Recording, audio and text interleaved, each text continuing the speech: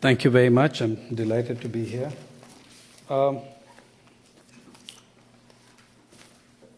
I've come to the United States straight out of a place called Wayanad in Kerala, a very rich district until 2 years ago, one of the richest districts in the state of Kerala, in which agriculture has collapsed, and there have been at least over 150 farmers' suicides since January last year. At the same time, in the urban metro of Delhi, at about the time I left, and in fact a little before I left, was a celebration of an activity of a different kind. On the one hand, you had these farmers committing suicide in extreme distress. On the other hand, we were witnessing a phenomenon that is about 3 to 5 years old now. Theme weddings. A theme wedding is where you take about an acre or two of land and put up a replica of a great monument, maybe the Taj Mahal, maybe the Sistine Chapel, if it's a Bengali wedding, even Kargil as a theme, and you spend millions and millions of rupees to put up a structure which is going to last 12 hours and then be dismantled after the wedding so as to ensure you exclusivity for your theme. So this can cost millions of rupees, in fact tens of millions of rupees, because I think the last one of the biggest was 3 crores, that's about 30 million rupees, is spent in creating this theme wedding. So on the one hand, you had these farmers committing suicide in extreme distress. On the other, you had this unbelievable display of opulence and wealth. But we'll come back to that story. I'm coming in from Seattle, where I noticed that the tsunami still makes front page, and that's as good a starting point as any. It's right here on the front page, carries over. There's more than a page, full page of tsunami stories in this, and I think it's a good starting point for our discussion tonight on inequality and the things you don't get to know from your media. Just let's take the tsunami. Now, all of us know that the tsunami struck on, the stories you don't get to know, even if they do appear minorly in the press somewhere, give you a very different picture of the world functioning around the tsunami. Now, every one of us knows that the tsunami struck on December 26th, devastated 11 nations, 200,000 human beings died, 160,000 of them in 5 countries. And we know about the outpouring of generosity, etc., etc. Here's something perhaps that most people don't know. Of the 11 nations devastated by the tsunami, only 5 have anything approaching major stock exchanges. 5 countries of the 11 have major stock exchanges. These are India, Indonesia, Thailand, Malaysia, and Sri Lanka. Here's the news. Within 72 hours of the tsunami striking, as it became clear that the damage was phenomenal, every one of these 5 stock exchanges reached their historic high. Every one of these stock exchanges, the sensitive index went through the roof. The more the misery, the better the stock exchange did. The biggest records were set by the Indonesian, by the Jakarta Stock Exchange, where the maximum number of people, in a country where the maximum number of people died. The Sensex, the sensitive index of the Bombay Stock Exchange, reached an all-time high by January 3rd, when it was absolutely clear that the tsunami had been devastating in its impact. The JSX of Indonesia crossed one historic high after another. Every day it reached a different level. The SETI, the SCTI of Thailand, the stock exchange of Bangkok, was higher than at any point it had been between 1997 and 2003. The KLSC, the Kuala Lumpur Stock Exchange of Malaysia, reached its highest in 5 years. And the CSE, the All-Share Index of the Sri Lankan Stock Exchange, clocked in at about 16 points below its highest ever since it was founded. Now, if it had happened with one stock exchange, coincidence. All five, the worst 5 affected countries have the best performing stock exchanges. What conclusion do we draw from it? Well, one conclusion that you can draw from it, though paradoxically it doesn't apply in this case, one conclusion is generally true. The majority of those hit by the tsunami were trivial and meaningless to the stock markets. Yet, they were meaningful enough to send the stock markets through the roof. How did that happen and why? The people affected were mainly fisherfolk, poor people, domestic servants, people crowded into poor quarters along the coast. So many of them have absolutely no participation in the stock markets. So to that extent, they're marginal and trivial to the functioning of markets. However, the stock markets of our time also represent the interests of those who make money out of grief.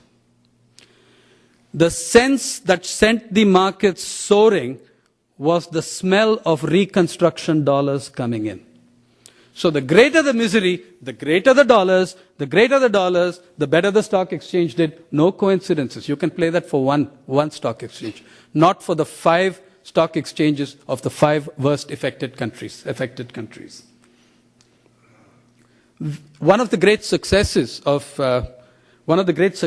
economists and economics in the last 20 years is that we've completely divorced how economies are doing from how people are doing. Economies can boom while people sink. And we've made stock markets central indicators of how economies and nations are doing. By that yardstick, the greater the misery of the people, the greater the misery of those hit by the tsunami, the better the stock markets did. And the better the stock markets did, the better the nation is doing, because it's a central indicator of how national economies are doing. So the more miserable the poor, the better the countries are doing. In fact, I think it's a perfect metaphor of what's really happening in the world. Consider that the same sensitive index of the Bombay Stock Exchange, the Sensex, in May 2004, at the moment of the greatest triumph of the Indian people, when an electorate of 600 million voters showed the world what democracy was about, going to the polls in orderly democratic fashion. And actually, we know how to run elections. And some countries still do. And an electorate of 600 million people went out, and against the predictions, the desires, the desperate desires of the Indian elite, the upper middle classes, every single opinion poll, exit poll, the intellectual elite, the pundits of the television channels, just annihilated the government they did not want. Just did it against all the predictions and against the majority of the editorials in the newspapers, which took for granted that the government was going to return to power. That was the greatest moment of triumph of the Indian people. What happened? The stock market collapsed to its worst position in many, many years. At the point when the Indian people scored their greatest triumph, the stock market collapsed. At a time of enormous misery of the poor, the stock market reached its historic high, crossing 6,600 on the sensitive index for the first time. That's why I call the Sensex the misery index. It operates in inverse proportion to the happiness of the greatest number. But the tsunami was also remarkable, right, for its outpouring of generosity. I'm sure the generosity was genuine. And it would be nice, as the United Nations says last week, if the money actually showed up, because less than a third of what was committed has actually shown up. In the case of the Bam earthquake in Iran, less than 2% of what was committed has actually shown up 2 years later. But yeah, I'm sure that generosity was deeply appreciated by all those affected fishermen I saw in the Nagapattinam coast, who were wondering what to do with the large numbers of neckties that have been gifted to them. And discarded heavy overcoats as well. So, there's piles and piles of neckties along the place, which, sent to them in thoughtful kindness. I'm sure it will be appreciated even more when the money actually comes in. I was asked on the way here about the fact that The Indian government did not allow in foreign relief agencies. It's about the only time in 15 years I have found myself agreeing with the decision of the Indian government. The last time you had 12 major agencies functioning after the Gujarat earthquake, they collected millions and millions and millions of dollars because of their capacity to put... Oh, right now, tsunami commercials are still running on television from international non-profit agencies. 75 cents can save a child sort of stuff. It might save the non-profit in question, but beyond that, I have no idea what it would do. The audit report of those 12 agencies, which functioned after the Gujarat earthquake, shows that they did not succeed in spending more than 20 to 25% of the money they collected, but effectively blocked those resources from hundreds of smaller local organizations that would have been infinitely more effective. Second, much of the money that they did spend, the 20%, was spent on building specially constructed, heat-controlled, temperature-controlled, air-conditioned tents for the activists who came in, while the victims of the earthquake froze in the Gujarat winter. And that was one of the reasons why they were not allowed in again, and I'm very glad they weren't allowed in.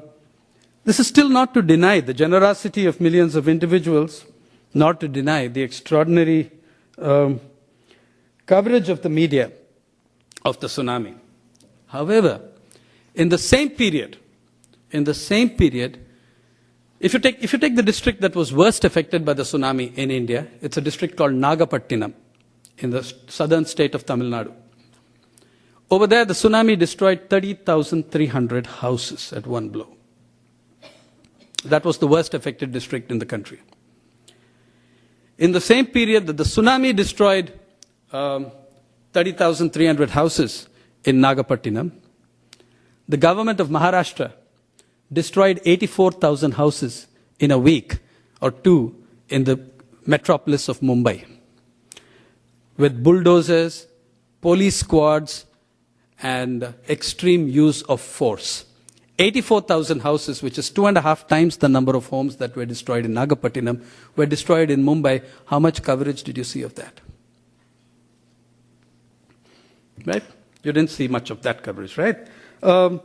Not only, by the way, this was one of the most major violations of human rights in recent times. It is a violation of a United Nations resolution to which India was one of the earliest signatories, the 1993 United Nations resolution on terming forced evictions as a barbaric and gruesome violation of human rights. Yet, the demolitions, though unprecedented in their cruelty, people were not allowed to take their possessions out of the huts. There were hundreds and thousands of kids have lost their school certificates, their college certificates, their birth certificates, those who actually had them. A lot of the women lost all their household utensils. They were not allowed to take these out in the demolitions because they wanted to make sure that they didn't come back. Having destroyed this, the city's elites then demanded and have filed a petition that the poor people in the slums be stripped of their voting rights because they're very scared. The Indian poor have a nasty way of getting back at you through the ballot box. So they've actually filed a petition in the High Court saying that these poor people should be stripped of their voting rights. How much coverage did you see of all this? How much coverage did you see? In fact, you couldn't, because though the newspapers were forced to cover it, it was too big not to ignore. Many, many stories, very sensitive stories, were actually killed in the newsrooms of the major newspapers. Some of these stories were... how did I see the stories? That's another story. Some of these stories were interviews with bulldozer drivers who demolished the slums, with the policemen who gave protection to the demolition squads. The bulldozer drivers, some of them said, "We did it weeping in our hearts, for we too live in slums, and we know our turn will come." The police constables giving protection to the demolition also live in slums.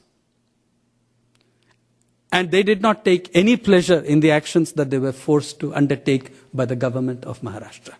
The people doing the demolition were from the slums. Incidentally, a United Nations Habitat report of around late 2003 makes the assessment that by 2030, 25 years from now, fully 1/3 of all humanity will live in urban slums. 1/3. The largest number of those are going to be in India and Africa. None of this got covered.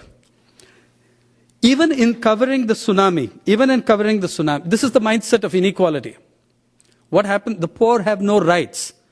Even in the coverage of the tsunami, whatever was done for the tsunami victims was a result not of their rights, but of our generosity. You are going to get a new house, not because you're a citizen of a decent society, not because you're entitled to one, which you are under the directive principles of the Indian Constitution.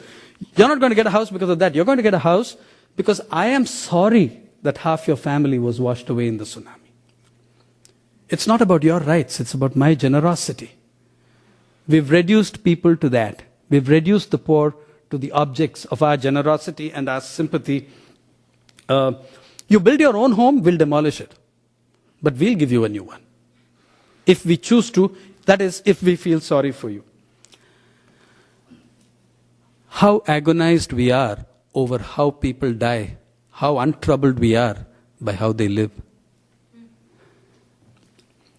If you look at the Indian stock market, coming back to that central indicator of how economies are doing, the Confederation of Indian Industry, which has the most optimistic take on such figures, says that the total number of people having any kind of investments in the stock exchange constitute less than 1.15%. I repeat, 1.15% of India's 180 million plus households. 1.15% of households. That's the most optimistic figure of those participating in any kind of investments in the stock markets. Yet, as I told, when the stock market collapsed in May 2004, it collapsed for all of 2 days. The country's largest newspaper had a front page mimicking 9/11. Ground zero, said the headline. 2,340 billion rupees lost, notional money, which came back 2 days later, notionally. And it had an aircraft flying into the stock exchange building, and the tail of the aircraft had the communist hammer and sickle. Well, when the stock exchange collapsed for all of 48 hours, this was following what every political analyst across the spectrum says is India's second most historic election since its independence. 1977 after the emergency and 2004. The finance minister of the country abandoned the first day of parliament, did not attend the first day of the new historic parliament. He came rushing to Bombay to the stock market to dry the tears and hold the hands of distraught millionaires of Dalal Street. Well, because 2 days later it was okay, but he stayed there 3 days to make sure that the market behaved. Then he went home. It was meanwhile, an election that was very largely fought in at least 2 states on the issue of farmers' suicides.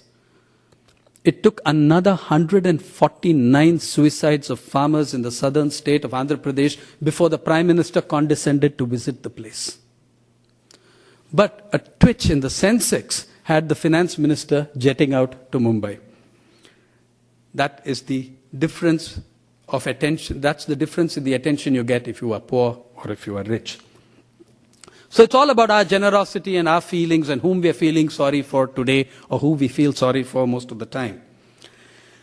If you start applying these measures to the various forms of generosity that you see, you'll get a very different picture from what you get through the tsunami coverage. One of my favorite forms of generosity is the drive to wipe out malaria in the third world. Some of you may have read about this, the planned distribution of millions of bed nets to protect people against malaria. Have you read about this or heard about this?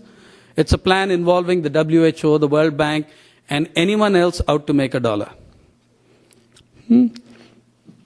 The fun part of this malaria nets thing is, by 1980, India had more or less successfully contained malaria. It was almost wiped out by the early 1980s. In the 1980s,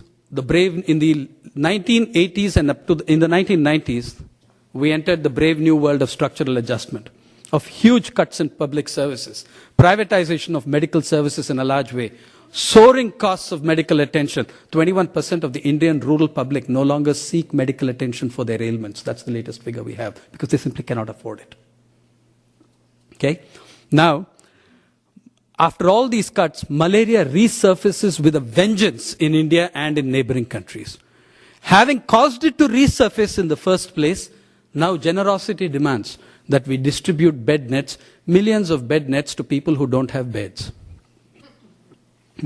Now, if you're living in a hut, you don't fix your bed net to the wall because you don't sleep close to the wall because that's where the creepy crawlies reside, the scorpions and other stuff. You try sleeping a little away from the wall. I'm a rural reporter. I spent 270 days of every year for the last 12 years in the villages. And self-preservation causes you to figure out these sort of things about where you sleep and where you don't sleep. Okay?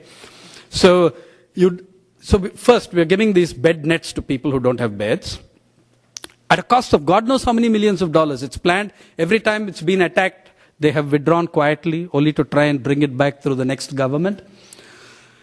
Now, if anyone with half a brain knows that even if this nets, oh, by the way, you'll forgive the gendered language, it isn't mine, it's theirs. It says that these bed nets will protect you against malaria because the nets are impregnated with anti-mosquito repellent. Whatever that means. Now, anyone with half a brain knows that the malaria, anyone with, we'll exempt the experts, right? We're talking about people. Anyone knows that the malaria mosquito is not most active when you sleep. It is most active at dawn and dusk when people are in the fields. Of course, you could make a bold new fashion statement by walking about in your net, but it might cramp your style. Right? The whole thing is one unmitigated racket. This is the generosity. The generosity, the charity that begins at home and stays there. Right? It has nothing to do with the eradication of malaria in these countries. Speaking of malaria, one of the astonishing things you can look at in the spectrum of inequality across the globe, both in the terms of what's happening and in terms of how the media cover it, is what I call the globalization of communicable diseases. Anyone in the audience remember this word? SARS? Rings a bell? Yeah, it does, doesn't it? You remember how SARS was perceived moving about like the Black Death, mowing down millions in its deadly wake? You know how many people actually died of SARS in India? 0. SARS, 0. You can look at the World Health Organization's website on the subject. Total number of cases identified in India? 3. But from the coverage you got in the media, you'd think that SARS, the subcontinent was in danger of its survival, right? For the way it was covered. 3 cases of SARS, 0 deaths from SARS. Why did SARS get so much attention? And by the way, I'm not saying SARS is not dangerous. You're going to get a hell of a lot more of SARS by other names and not in the not too distant future.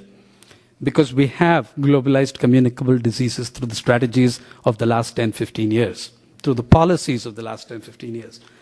However, it's important to look at why SARS or plague got, in 94 we had a plague in India.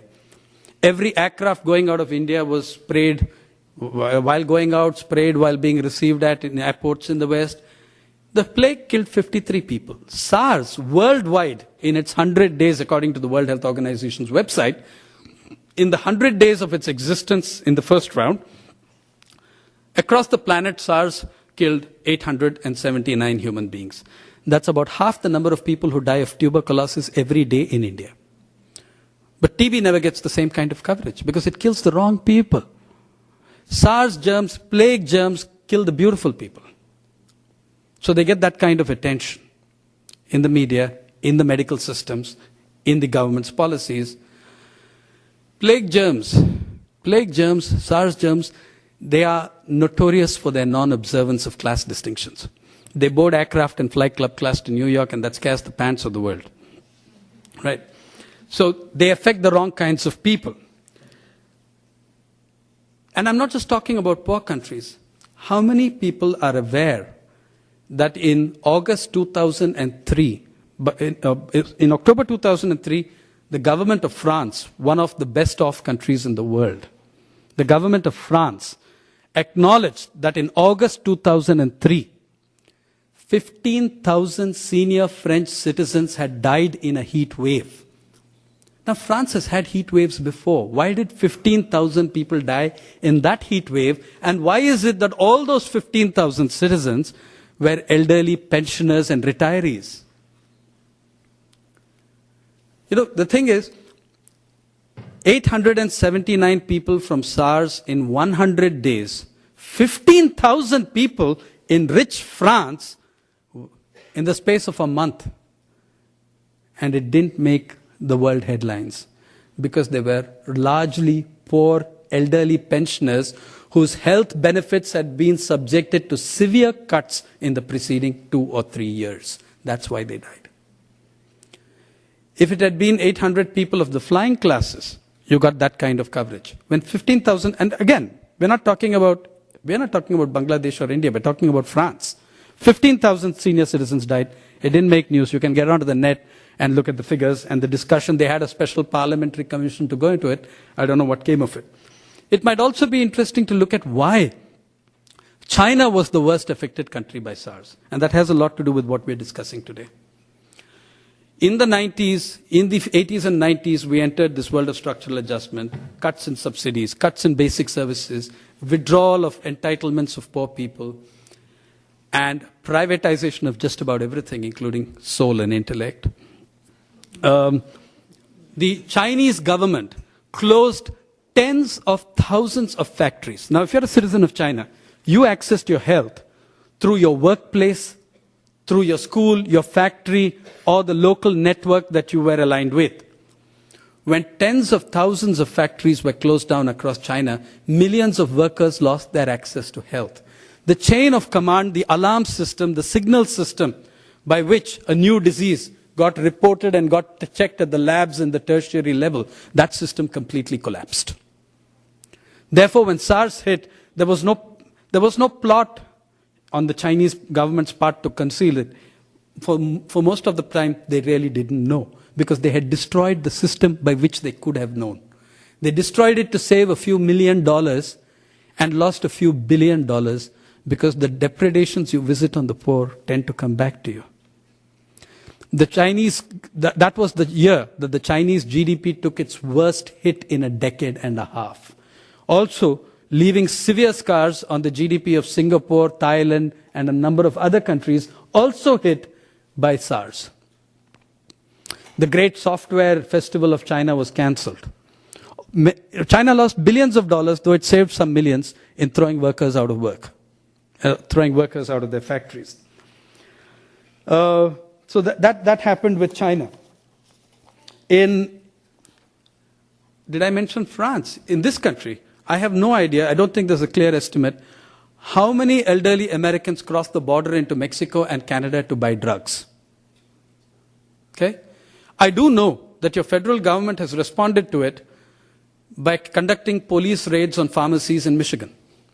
Not by trying to provide cheaper drugs to poor people, but by conducting police raids on pharmacies in Michigan and on the Mexican border to prevent people from getting cheaper drugs. Okay? In Africa, thanks to the new institutional arrangements under TRIPS and the WTO, under the Trade-Related Intellectual Property Rights in the WTO, an Indian company which produced so far the cheapest, the company's name is Cipla, which produced the cheapest anti-AIDS drug. Millions of Africans were denied the right to get this drug at dirt cheap prices by the intervention of multinational corporations of the pharmaceutical sector. After a huge outcry, after considerable outrage across the world, a compromise was reached, but the owner of the company will tell you that he can still provide it much cheaper if it were not for the pressures working on him nationally and internationally. In other words, the profits of corporations in this unequal world rate far above the lives of millions of Africans. That is absolutely clear. It's crystal clear from the conclusion about it. Yet, the game is unraveling. We'll get into some of the numbers of inequality a little later if you wish, but let's look at some surprising things that are happening. The guys running the game know it's unraveling. They're aware that things are not going as per plan. And maybe the plan was different in any case. But with one of the fundamental features of our time being the increasing and growing disconnect between mass media on the one hand and mass reality on the other, you don't often get to see these things highlighted. Let me quote three very, very important people and institutions. Our planet is not balanced. Too few control too much, and too many have too little to hope for. Too much turmoil, too many wars, too much suffering. Now, depending on who you are, that sounds either like Subcomandante Marcos of the Zapatistas or Mother Teresa. It's actually James Wolfenson of the World Bank speaking. That's James Wolfenson at the joint World Bank-IMF meeting in Dubai. You know, nowadays the World Bank and the IMF are very careful to pick as venues places like Dubai, Riyadh, other places known for freedom of expression to hold their meetings in, so that all you protesters can go there and say what you like. Now this is Wolfenson speaking about concentration, inequality, too few own too much, too few control too much. Look at the language. It's very different from the gung-ho, trickle-down claptrap that you had for 15 years before that.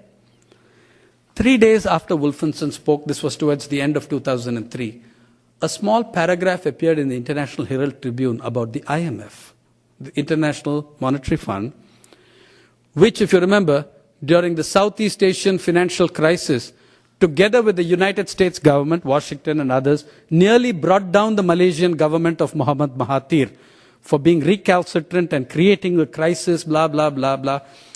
3 days after Wolfenson speaks, from the same meeting comes an acknowledgement from the IMF that the IMF has since accepted that Mahathir's capital and currency controls formula actually worked. You nearly brought down an elected government because it didn't conform to your prescriptions. And then calmly, 5 years later, you say, well, our shucks, we got it slightly wrong. We just blew the whole region apart by doing so, but, we're admitting it. Around the same time, the third member of the Trinity spoke. This is the Oracle, the Wall Street Journal. And we'll come to the Wall Street Journal in greater detail in a minute. A few days after Wolfenson got it off his chest, the Wall Street Journal came up with this very original line. Well, original for the Wall Street Journal anyway. It wrote, the Wall Street Journal said editorially, yes, markets are a great way to organize economic activity, but markets need adult supervision. Gee, if they'd figured that out 20 years ago, millions of lives would have been spared. Now, I think there's a strong case that the World Bank, the IMF, and the Wall Street Journal are in urgent requirement of adult supervision. But, all three of them are now hedging on what's going wrong. They know that that market fundamentalism has run its course, that things are going very badly wrong. Throughout the 90s, to even suggest that the market was not God was to invite derision, attack, ridicule of a very abusive nature. Right? The market wasn't just good for democracy. The market is democracy. You can't separate these two things. Now, as it begins to unravel, let me give you the later thoughts of the Wall Street Journal on the elections in India. This is the same newspaper that argued that markets are democracy, etc., etc. Here is the Wall Street Journal. It writes 5 days after the Indian election results, because that's how much time it took to get out of the trauma. Democracy is perverse. Democracy is perverse. It's attacking the Indian election results. Democracy is perverse. Although it is natural for the United States to suggest that all countries should embrace democracy, the lesson from India is that Western nations cannot be dogmatic about elections, except when they're in Iraq. The lesson from India is that Western nations cannot be dogmatic about elections. The journal continues. As India's elections will testify, this is on their op-ed or edit page, as India's elections will testify, Democracy is not always supportive of coherent economic policy and prosperity. You want me to translate that for you? It means that that the voters are really dumb and very dangerous, and let's coddle them. Continue, verbatim quote. The West should be more hesitant about promoting political competition. For alas, that could destroy the leadership, unquote, that pursues real economic change. So don't promote elections and stuff. For God's sake, these miserable peasants in India go and change governments that are promoting markets.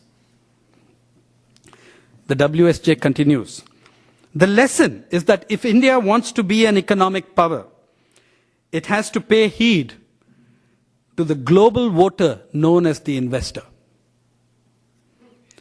If India wants to, screw your electorate. You want to be a power, you pay attention to the global voter known as the investor. And then it adds as an afterthought because it may not look all that democratic, in addition to your own voters at home. Gee, thanks. We can listen to our own people so long as they think the way you want them to. But surely that's a regression. But let me not put it all at the door of the Wall Street Journal. We have far more enthusiastic people at home, like the editors of our own newspapers, one of whom wrote when the collapse took place. In 2004, no government, just before the election, this editor wrote 2 pieces. In 2004, no government that the markets see as hostile can survive. Just before the election, he also wrote that the era of mass elections, mass meetings, door-to-door campaigning and election rallies is over. Elections will now be decided on the basis of what people learn from the media. As famous last words, those ranked alongside Tarzan's, who greased the grapevine. He also made a pronouncement on after the crash. The markets have spoken. He had read the entrails of the market, like the ancient wizards who read the entrails of the, whatever animal that they made miserable. Now, all the other newspapers in the West contributed to the building of this tiger economy model, this emerging tiger stuff, when in fact inequality was being entrenched at a devastating pace. Let me give you the example of the New York Times. Mr. Keith Bradshaw, renowned investigative journalist of the New York Times and expert on the automobile industry, which of course qualifies him immediately to comment on Indian agriculture, is sent to the southern state of Andhra Pradesh to deify the greatest, the most beloved third world leader in the West, Mr. Chandrababu Naidu from my home state of Andhra Pradesh. If you Google this name tonight, or you check LexisNexis, you will find that no third world leader, the only other third world leader who has got who will get you an equal number of hits is probably Saddam Hussein. Okay? But for totally different reasons. Naidu was the darling of the World Bank, the IMF, the WTO, etc. Mr. Bradshaw, in analyzing, also joined the list of famous last words, said that Mr. Naidu's party is set to retain power. This was before they suffered the biggest electoral defeat in the history of that state in decades. Mr. Naidu's party is set, my home state of Andhra Pradesh, it speaks a language called Telugu. Some 70-80 million people speak this language.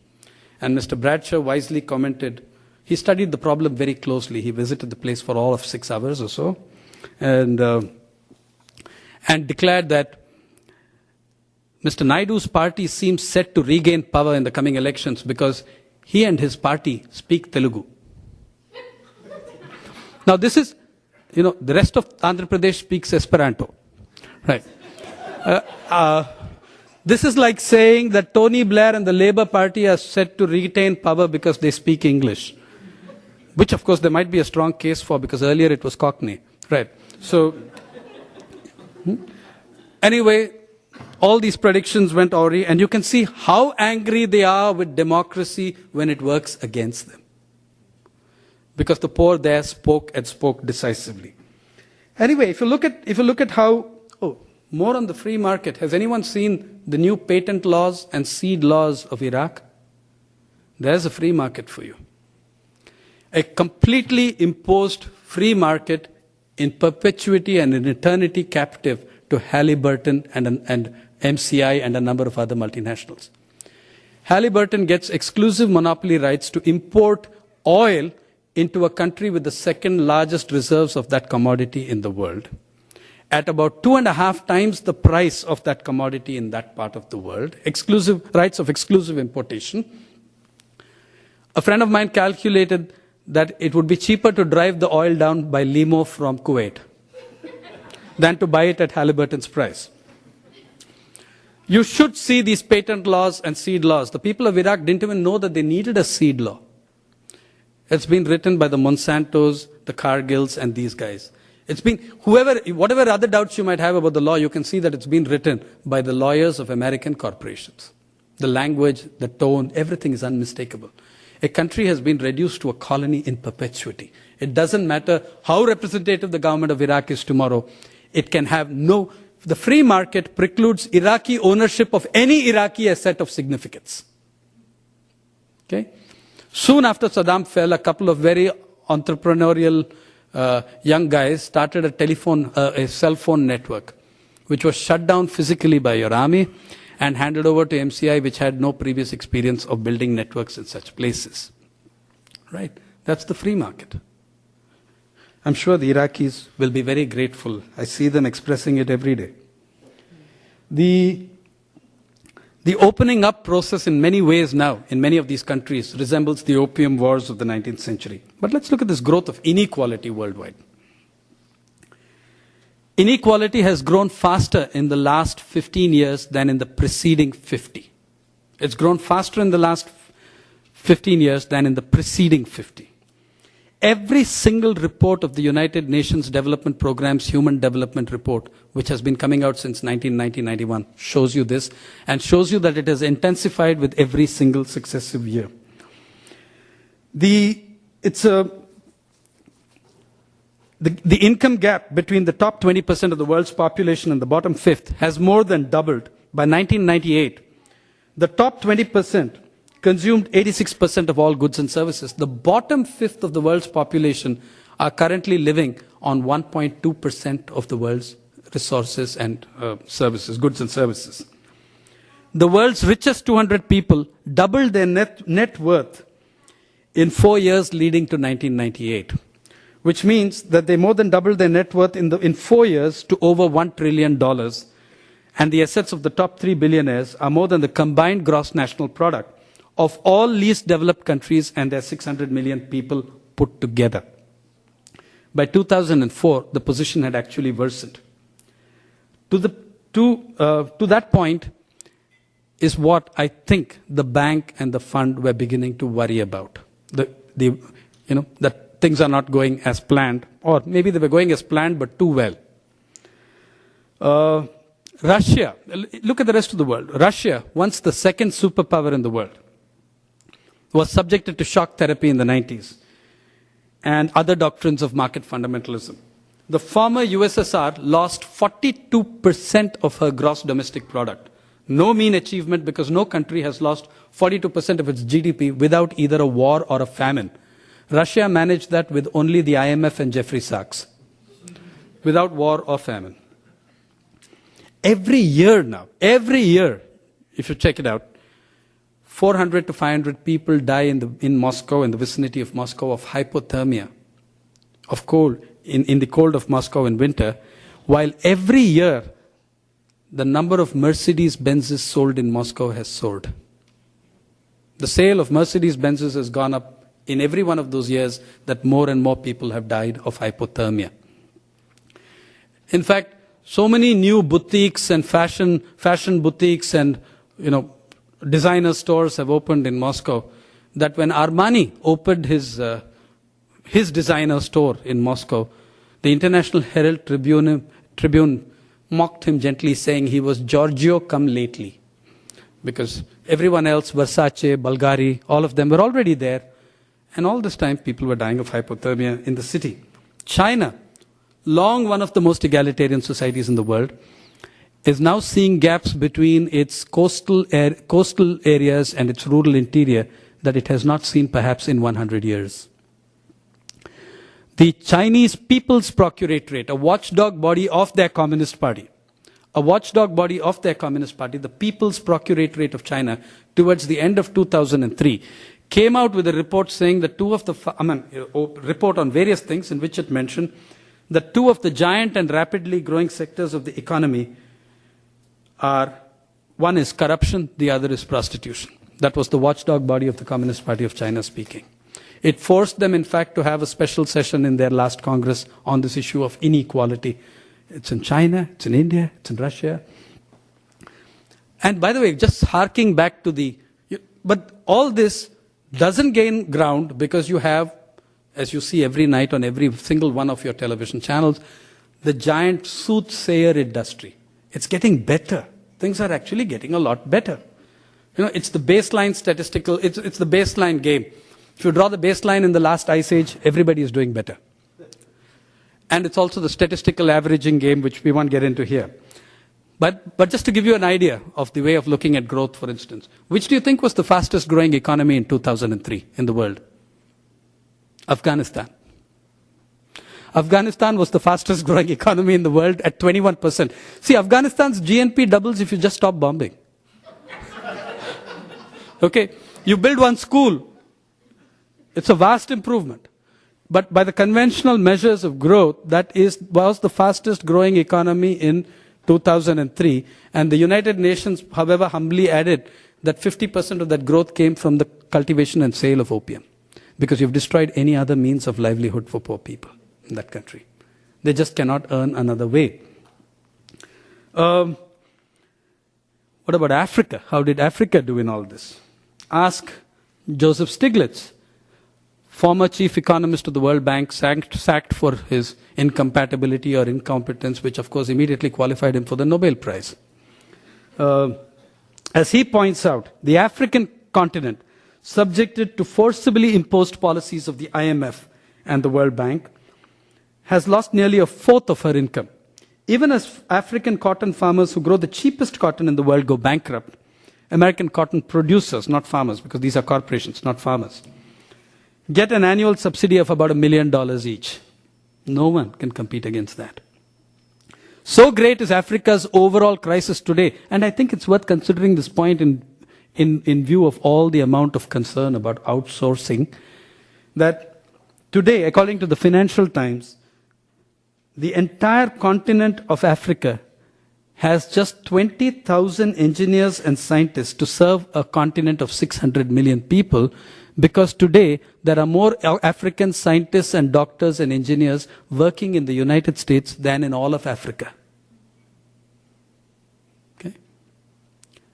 And much of this drain of medical personnel has come from South Africa, the country facing the world's largest AIDS pandemic. So when we're talking about outsourcing, let's look at this reverse factor as well. Let's look at what's happening. Let's look at the millions of manufacturing jobs lost in China by the new process of liberalization, privatization, and globalization that's taken place. 200 jobs lost here. Phenomenal outcry. And yes, what's being promoted, and that should be the way of viewing it, is a race to the bottom. Keep finding people who will work cheaper and cheaper and cheaper until you drive them into the ground. That's the game. It's a race to the bottom. It's not jobs stolen by one set of poor people from another set of poor people. In India, in the last few years, the inequality that's why I started with the theme weddings, the inequality has reached such proportions. Let me tell you some truths about the tiger economy. I speak very bravely these days because I have an election of 2004 behind me. Every time I spoke before that, my God, it used to infuriate people if I told them that this is what the government data shows.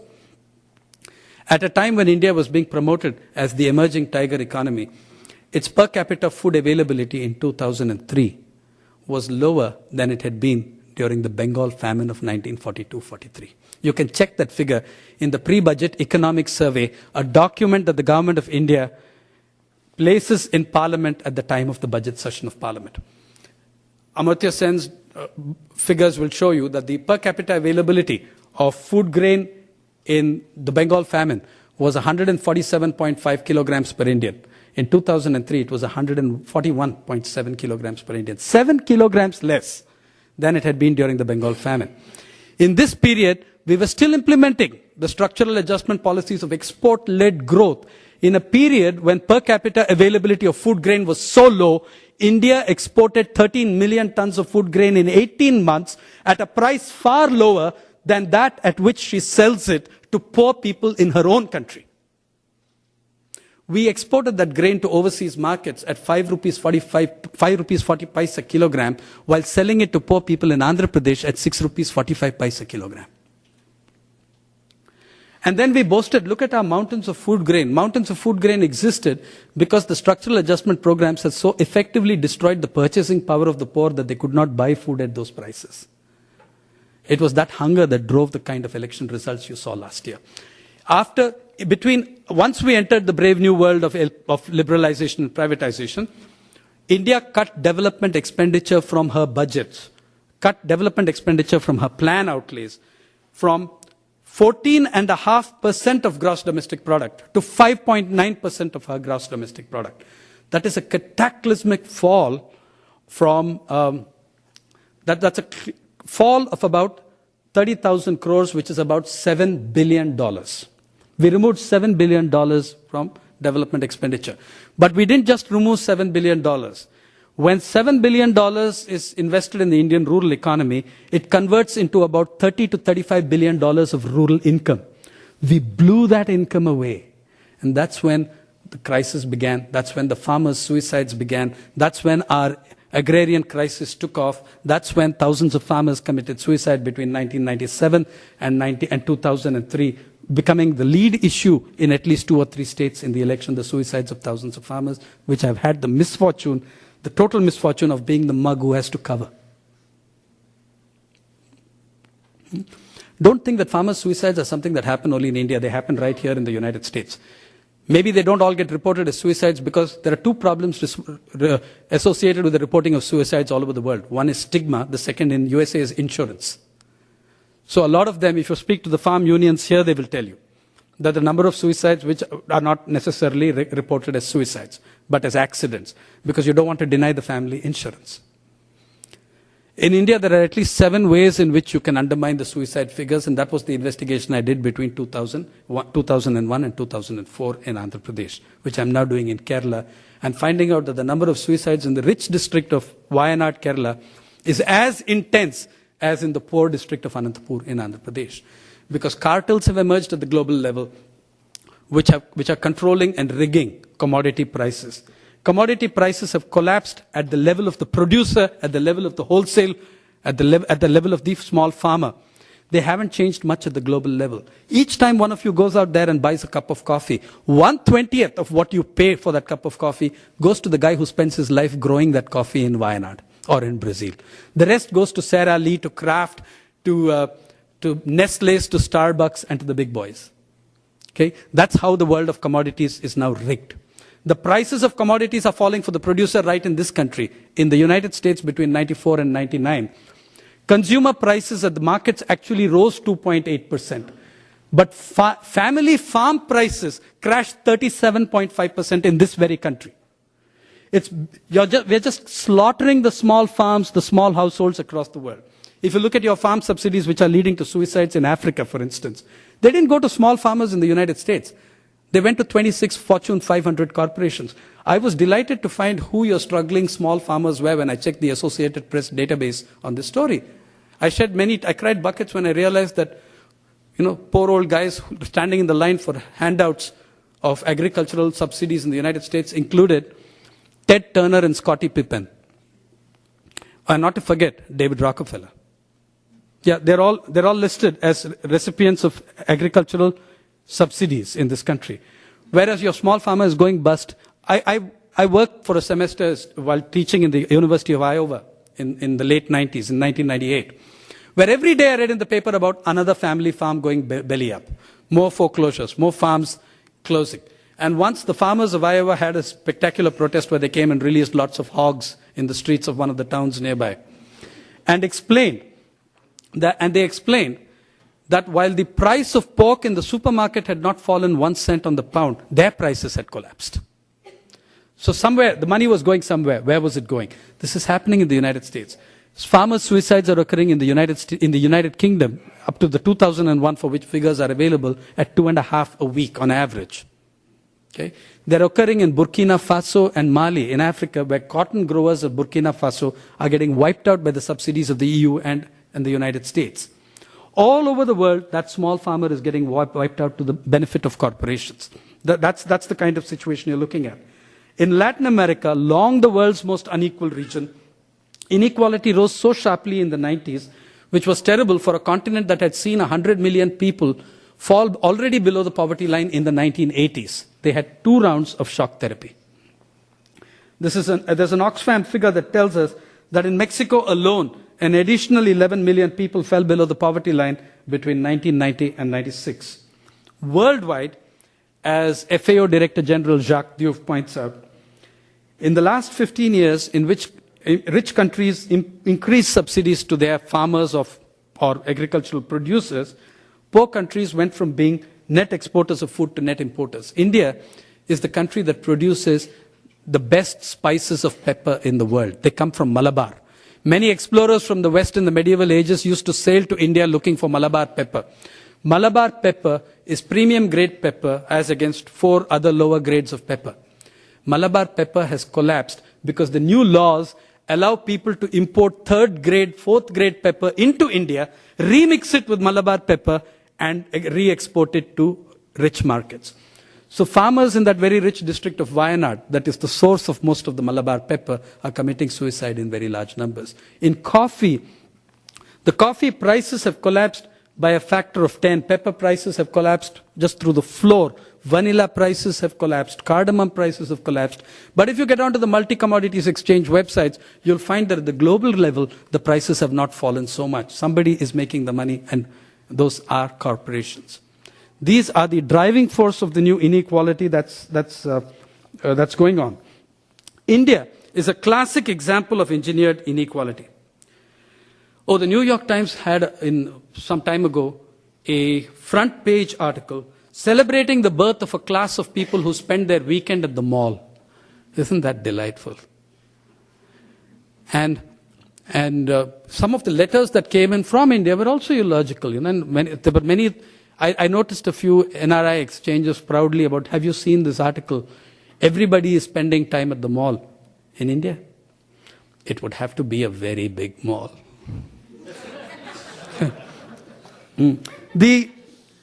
While all this celebration was going on, per capita food availability was falling. At a time when the tiger economy was being painted, India's position in the rank of nations in the Human Development Index of the United Nations fell from 124 to 127, which places us below for the poor people, not for rich people, because India's rich are richer, I think, than some of North America's rich. However, it places you below, for the quality of life for poor people, it places you below El Salvador. It places us below Botswana and the occupied territories of the Palestine. So here, it's pretty much like the tsunami model. The greater the misery of the poor, the greater the achievement of the markets. The greater the misery of the poor, the better the rich are doing. And here we come to this thing of, what does that inequality growing in I've traced it for you now in all the continents, in Africa, in Europe, wherever. It's happening in Japan. Again, one of the more egalitarian societies in many senses. It's happening and growing very rapidly in Japan, where the Japanese are under severe pressure to privatize their pension funds, to privatize their provident funds, to privatize their simplified life insurance and postal insurance and postal savings. And who are the ones forcing them to do the privatization? Same bunch of corporations. Okay. Now, the kind of gaps that are coming up between rich and poor. In 2002 in this country, Professor Paul Krugman of Princeton wrote that essay on inequality. And there's also another brilliant essay by Jamie Galbraith on the perfect crime, inequality in the global age, where Krugman argues, quite correctly in my opinion, that obscene levels of inequality don't merely threaten economic well-being. They threaten and undermine the existence of democracy itself. After all, huge inequality was the mindset that was the basis of slavery. When I earned 1 million times more than you, when I had physical control over you, you were my slave, I had to treat you as less than a human being. To be able to commit those atrocities on you, I had to deem that you were not a human being. That's how I rationalized my position. You're an animal. You're not a human being. The kind of gaps that worry Paul Krugman. And that makes me a little, I would take the point slightly differently. He says that the United States is, and that is correct, has never been as unequal today as it is today since the eve of the Great Depression of 1929. That is correct. I agree with that. Second, he says that the gaps between CEO and poorest worker, and the worker at the bottom, says Professor Krugman, when you cross 1:1,000, you're harming democracy, you're harming the way you function as a society, you're destroying people's rights, you're changing the mindset of the human being in very, very disturbing directions. Now, this was interesting because when he wrote this essay at the same time, I was measuring the same gaps in my own society. I took the earnings of CEOs in Indian society, which are regularly published in a celebratory fashion in the Economic Times, which is a sister publication of the Times of India, which is never tired of telling you it is the largest English newspaper in the world, run by Bennett, Coleman and Co., more affectionately known as Bandit, Conman and Co. And the gap between the top CEO and the average agricultural worker, landless agricultural laborer, was not 1:1,000, which terrified Krugman, was not 1:5,000, not even 1:8 or 10,000, it was 1:30,000. Now let's take a joint venture of India and United States. Anyone remember this word? Enron? When Enron, the gap between the Indian CEO and the Indian laborer was 1:30,000. If you take Enron, which imposed its project on the richest state in India, which now faces bankruptcy because of that, mainly because of that project, it destroyed a number of welfare projects because of the amount of losses run up by the state in this adventure. Enron was promoted by 3 companies, by Enron, Bechtel, and General Electric. Who headed General Electric at the time? The incredible Jack Welch.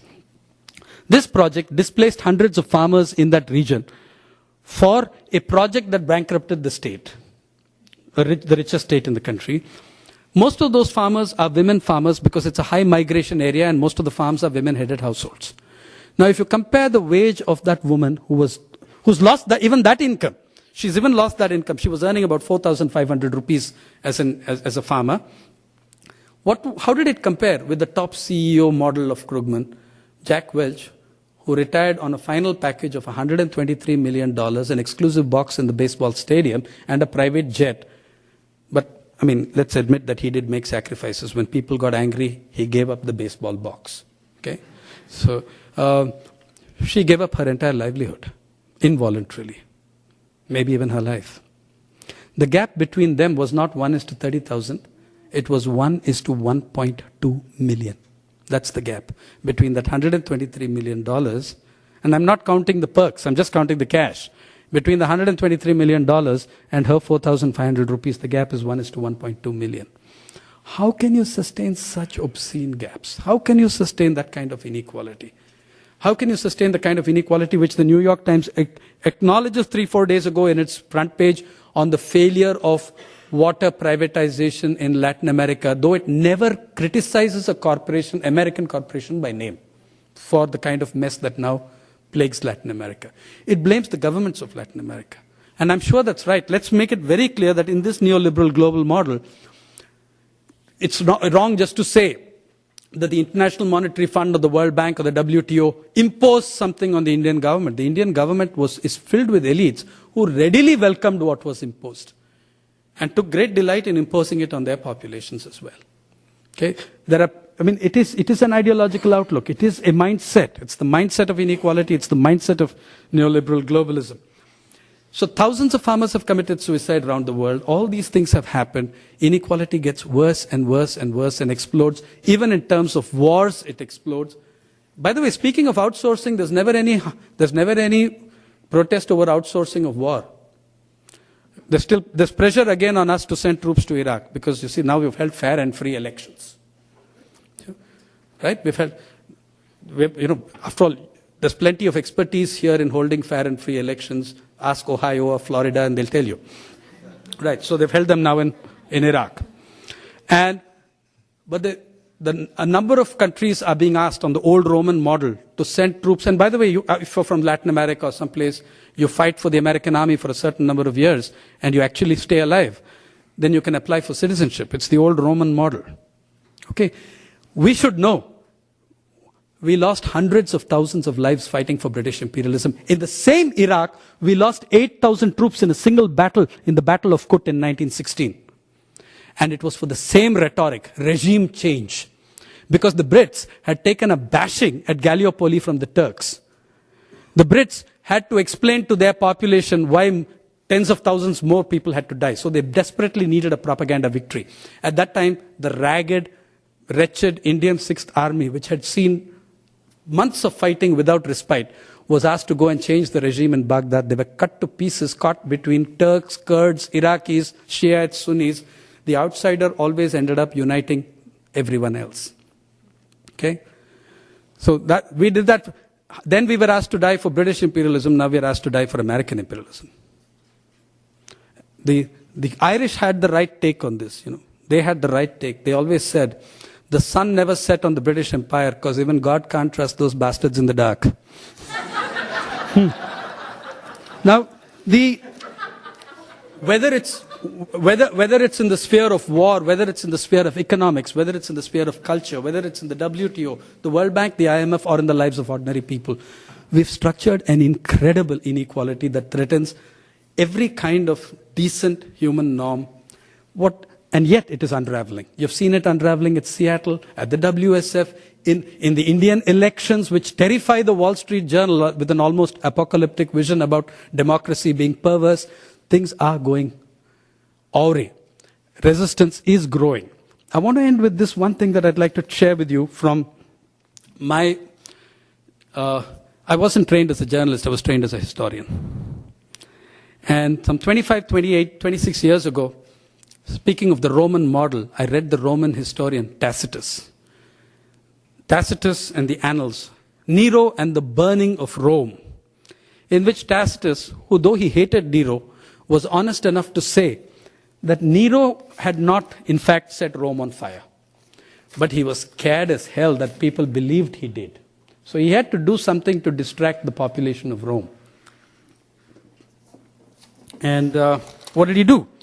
He decided to hold the biggest party ever held in the history of the Roman Empire. Nero offered his gardens for the spectacle, as Tacitus says in book 15 of the Annals.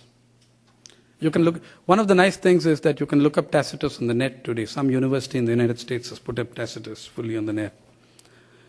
And Tacitus said they had a problem with this party. Because his garden was a concave kind of a place, and surrounded by higher spots. And it was a bit dark.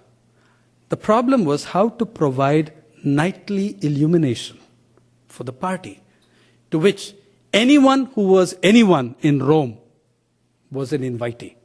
The intelligentsia, the gossip columnists certainly, the political correspondents, I'm sure they were there because they subsequently wrote books about it, like Tacitus. Anybody who mattered in Rome was at that party. And they had the problem of nightly illumination. How did they solve the problem of nightly illumination? They solved the problem, writes Tacitus, by bringing wretched criminals and prisoners and burning them at stake around the garden. Now, by the way, it's not just Tacitus who says this. Other contemporary historians also corroborate this incident. Now, we are not going to worry ourselves about Nero. Okay? Nero was nuts, we know that. Unlike all those other just and sane Roman emperors who routinely fed thousands of human beings to the lions, he was nuts. They were the good old salt of the earth. The issue is not Nero. The issue is Nero's guests. Who were the guests at that party? What sort of mentality and mindset did it require? What sort of mindset did it require? To pop another fig as another human being went up in flames. What sort of... These were people who were the intellect of Rome. These were the best and the finest. They knew what was happening. They could see what was happening. In this case, they did not have the option of averting their gaze. It happened in front of their eyeballs. For me, I was always mystified about who Nero's guests were, much more than any interest in Nero. When I started, I have been a rural reporter for 12 years, covering many things that cheer me up, many things that make me optimistic, many things that convince me that democratic and popular movements will prevail against neoliberal globalization. But one of the things that breaks me up is the covering of the ending of thousands of human lives through suicide, which are unnecessary, which need not occur. In the last 5 years of covering these, I've answered my question about who were Nero's guests. I guess we all are. One more farmer goes up in flames. One more widow takes her life. One more farm goes bust for no fault of its own. But the party continues. Apart from the many strategies we can discuss about what to do, I think one starting point we can all agree on in what we can do. I think in this world of inequality, we can refuse to be Nero's guests. Thank you. You've been listening to a presentation by the award-winning rural reporter, author, and photojournalist, P. Sainath. The title of his presentation is Globalizing Inequality. In a moment, we'll return to the question and answer session from the program. P. Sainath has been reporting on social justice, poverty, and the impacts of globalization in rural India for over 14 years.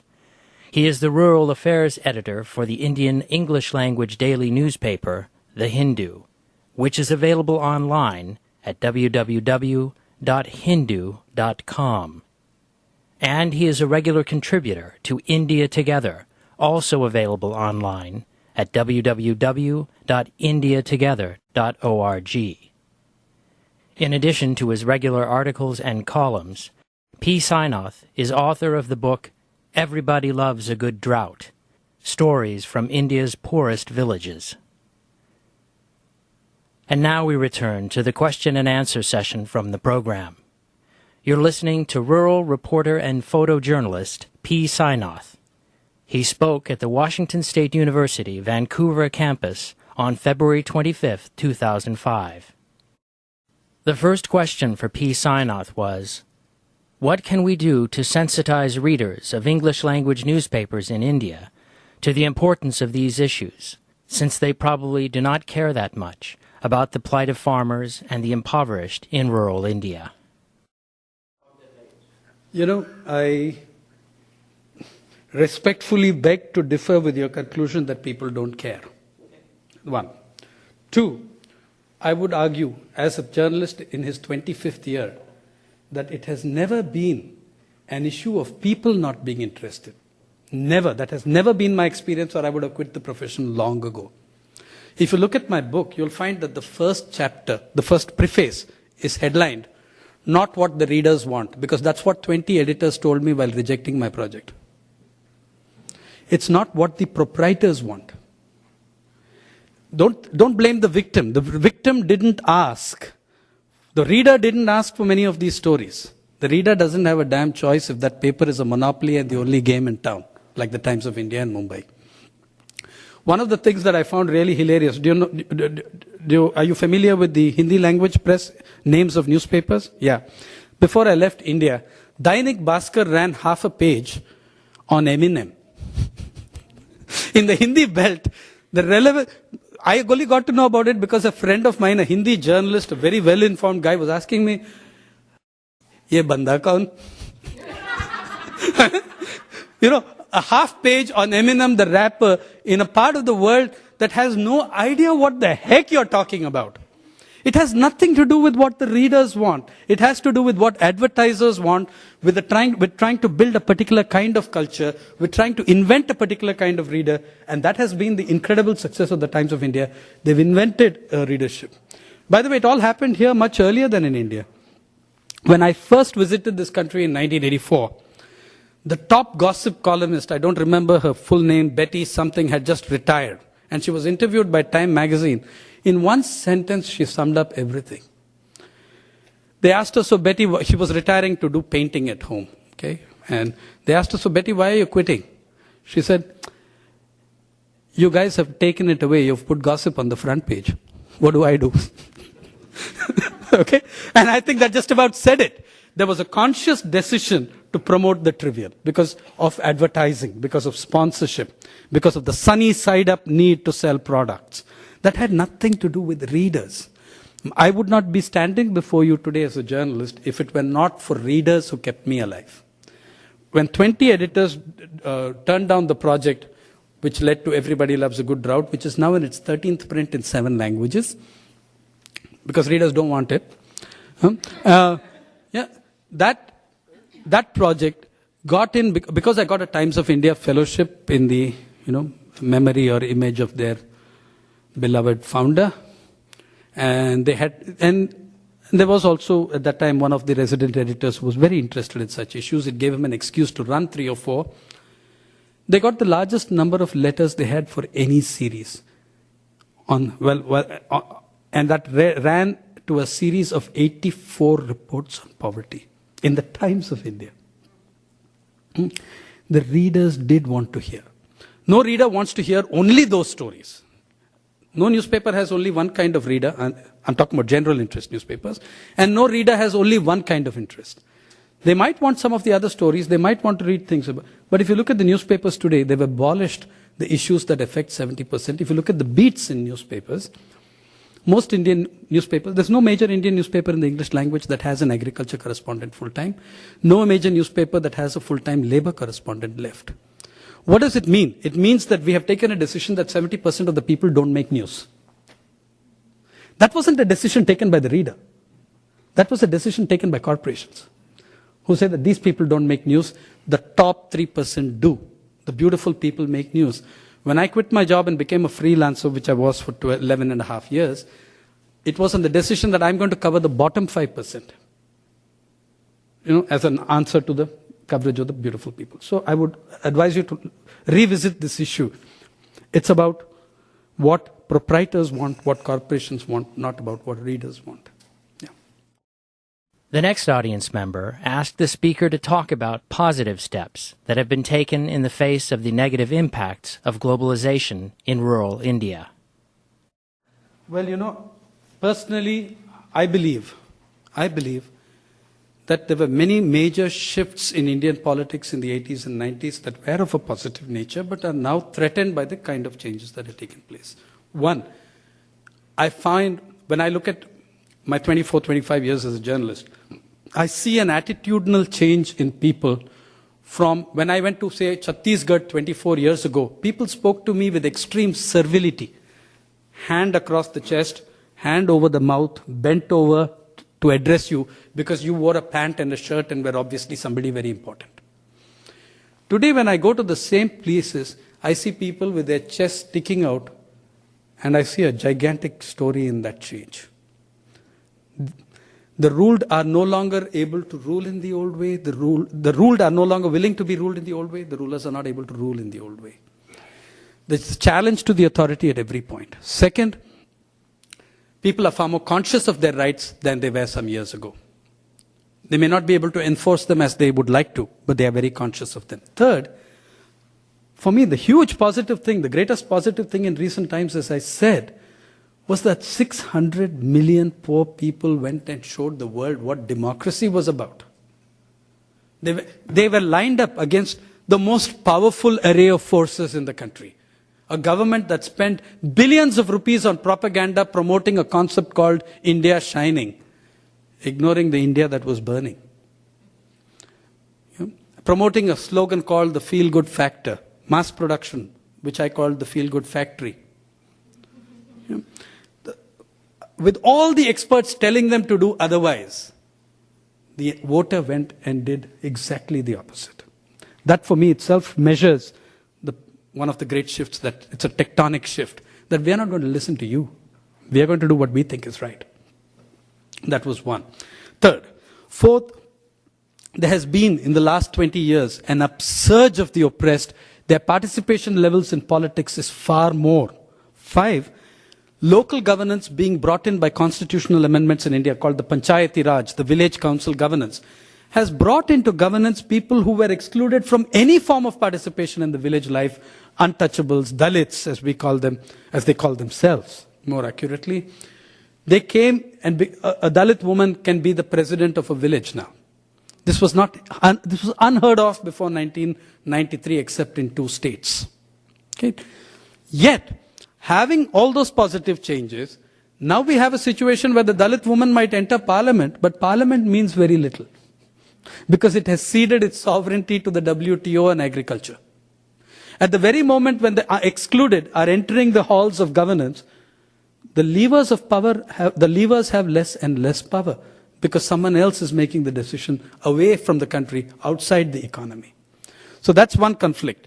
So it's an ongoing struggle, but there are many positive things, and for me the 2004 elections was absolutely the most positive. Second, all over the world huge struggles are taking place. Let me give you one example in India just now.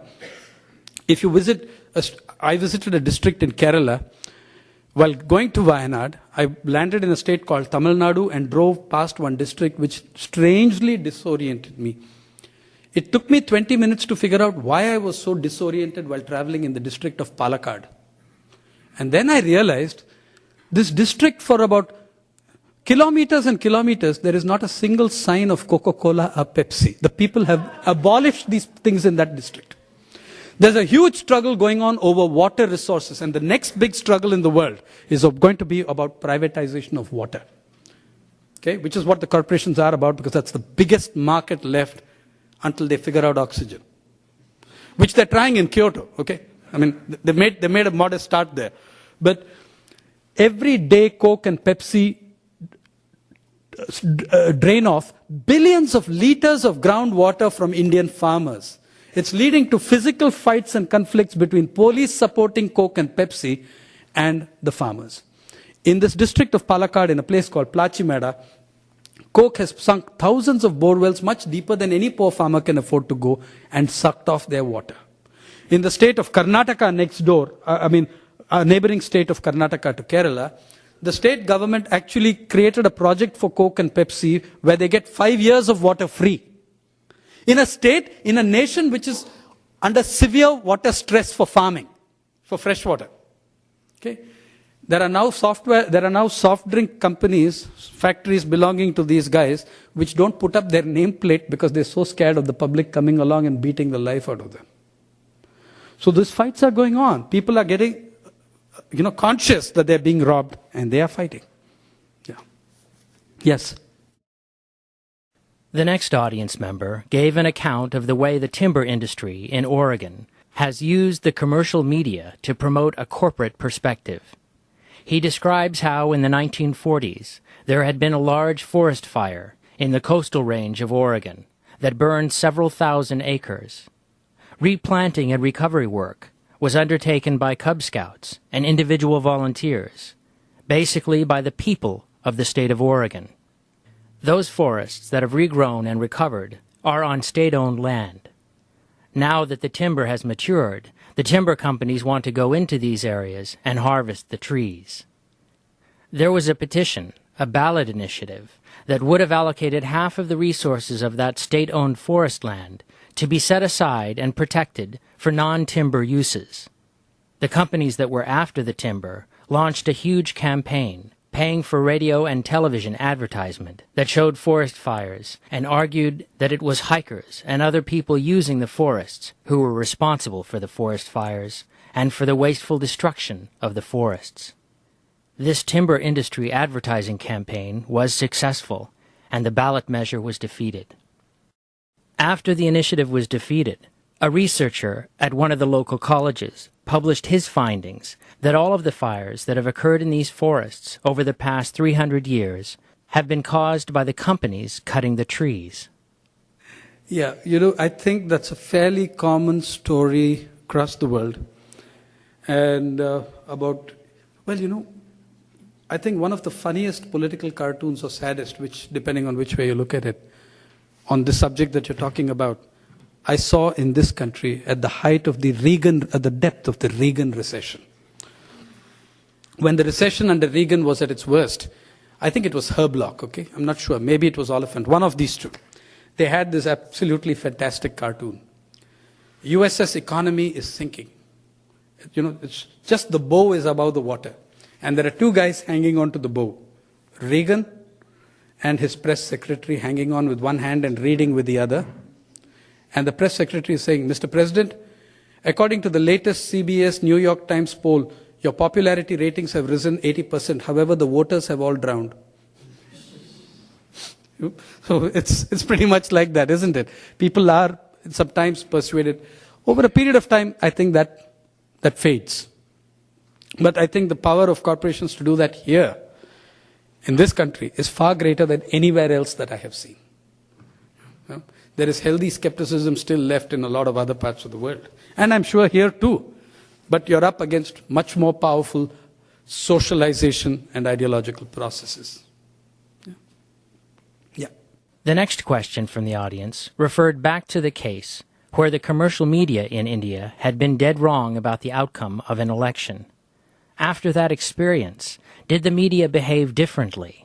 Was there some acknowledgement of their failure, some moves towards reform? Okay, that's I think a very good question. For about 15, 20 days, the media, immediately the media were traumatized. You can't look that stupid and you don't know what to say, nothing. Especially when you have written before the elections that elections are no more about mass rallies and going to the people. It's about elections are now to be fought in the television studios. The television studios were strangely depleted.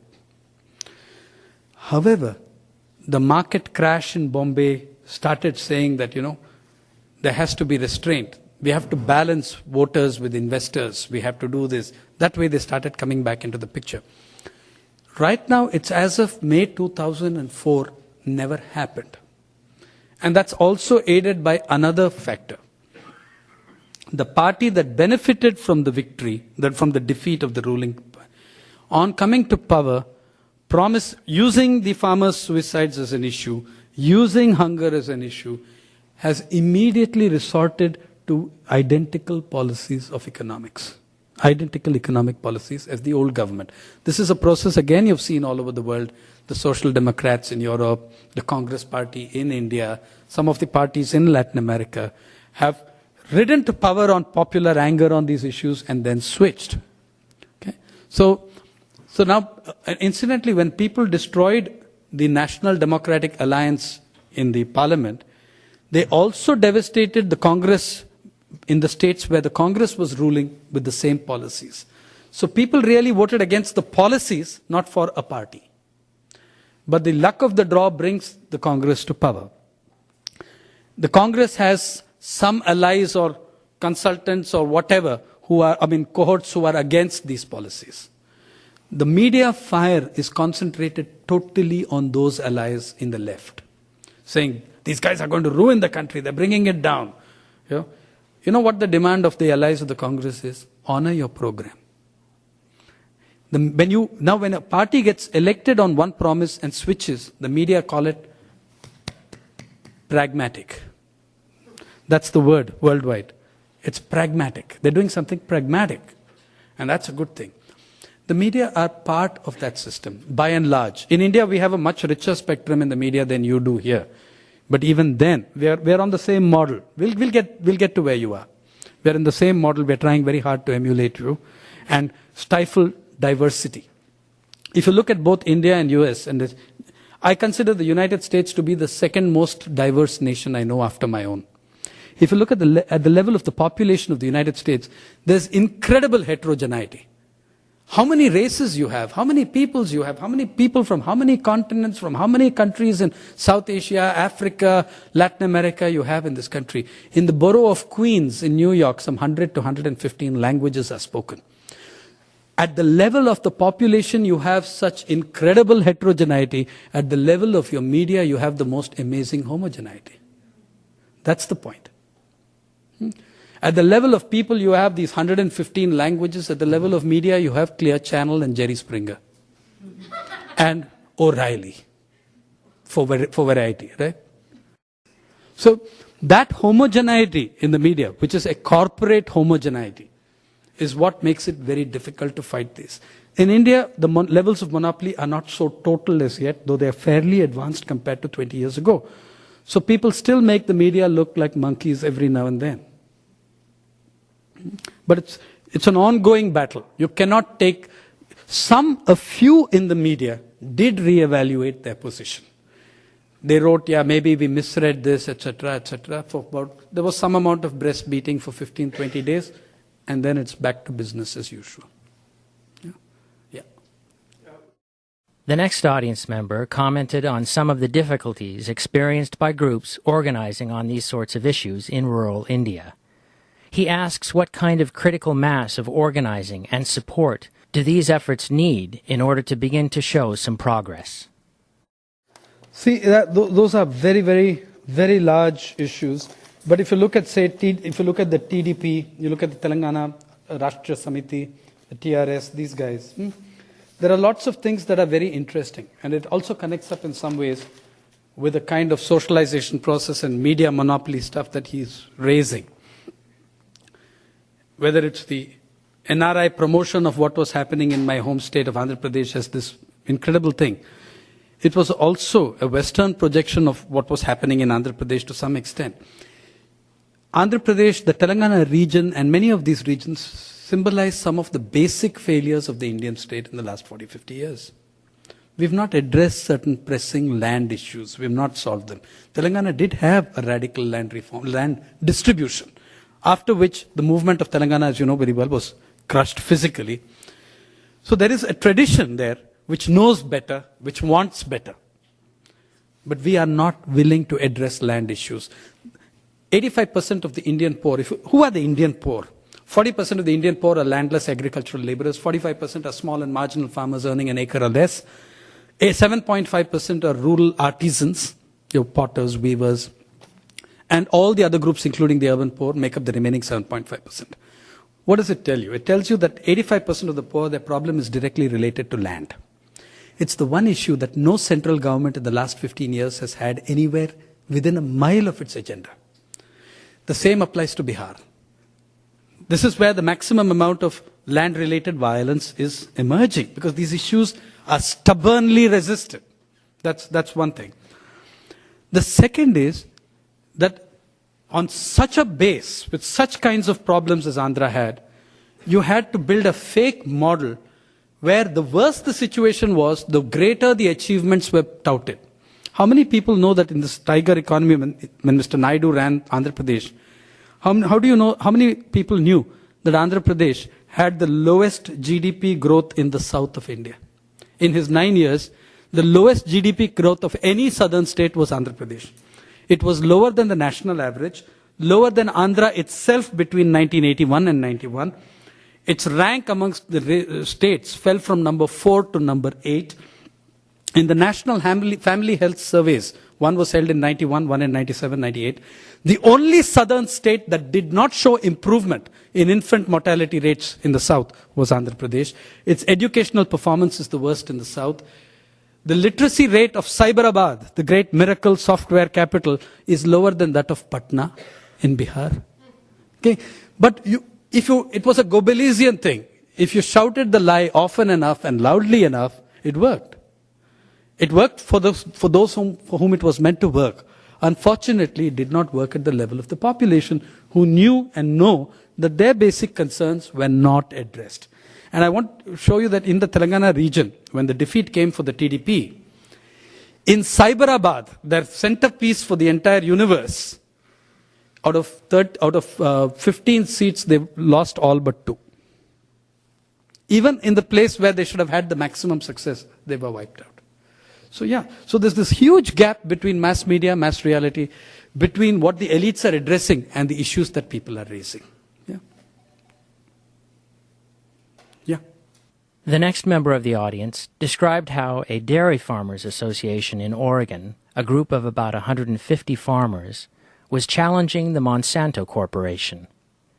This association is the second largest distributor for their particular dairy products in the country, and they've chosen not to use bovine growth hormone, because their customers have told them they don't want it in their food. The Monsanto Corporation is telling them that they have to buy their product.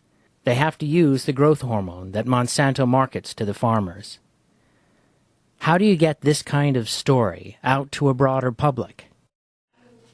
If it has already entered the production chain, it's going to be very, very, very difficult.